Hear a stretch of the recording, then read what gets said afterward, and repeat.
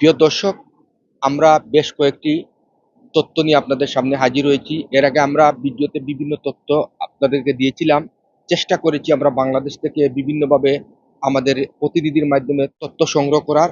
আমাদের প্রতিনিধি আসমাল মুক্তাকিম এ পর্যন্ত আমাদেরকে যে বেশ কিছু তথ্য দিয়েছেন, এর মধ্যে রয়েছে ৩ বাহিনীর প্রধানকে প্রধানমন্ত্রী ডেকেছেন খবর পাওয়ার জন্য।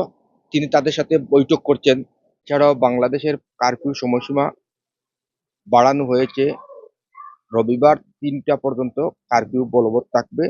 এরপর ৩টা থেকে ৫টা পর্যন্ত কারফিউ শিথিল হবে। এরপর পরবর্তী নির্দেশ না দেওয়া পর্যন্ত কারফিউ চলমান থাকবে। এছাড়াও আপনাদেরকে আরো একটা তথ্য জানিয়ে দিতে চাই, আগামী রবিবার এবং সোমবার বাংলাদেশে সাধারণ ছুটি ঘোষণা করা হয়েছে। এর আগে আমরা আপনাদেরকে জানিয়েছিলাম বৈষম্য বিরোধী আন্দোলনের সমন্বয়ক নাহিদকে আটক করা হয়েছে। আইন শৃঙ্খলা বাহিনী সদস্যরা তাকে তার বন্ধুর বাসা থেকে আটক করেছিলেন এবং তার পরিবার খোঁজ পাচ্ছিলেন না। আসলে আইন শৃঙ্খলা বাহিনী তাকে ছেড়ে দিয়েছে এবং তারা জানিয়েছে তাকে আটক করা হয়নি, জিজ্ঞাসাবাদের জন্য তাদেরকে নিয়ে যাওয়া হয়েছিল।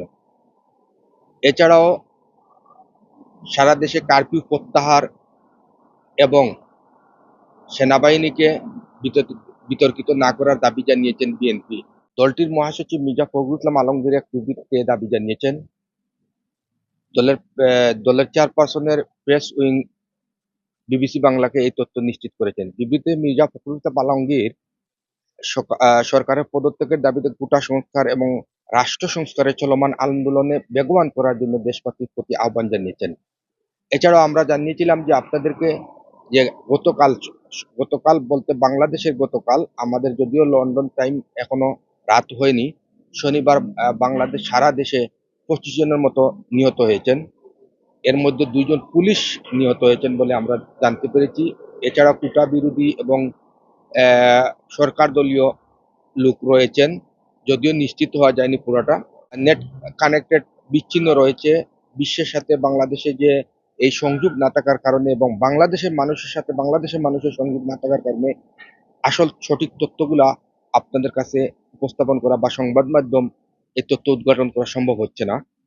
তবে আমরা গতকালকের শনিবারকের যে বিভিন্ন ঘটনার তথ্য আপনাদেরকে বাংলাদেশ থেকে জানার এবং আপনাদেরকে অবহিত করার চেষ্টা করেছি। আগামীতে আমরা আরো নতুন কোনো তথ্য পেলে আপনাদেরকে জানানোর চেষ্টা করব। Khaled Masud Roni, Bangladesh 24.com, London.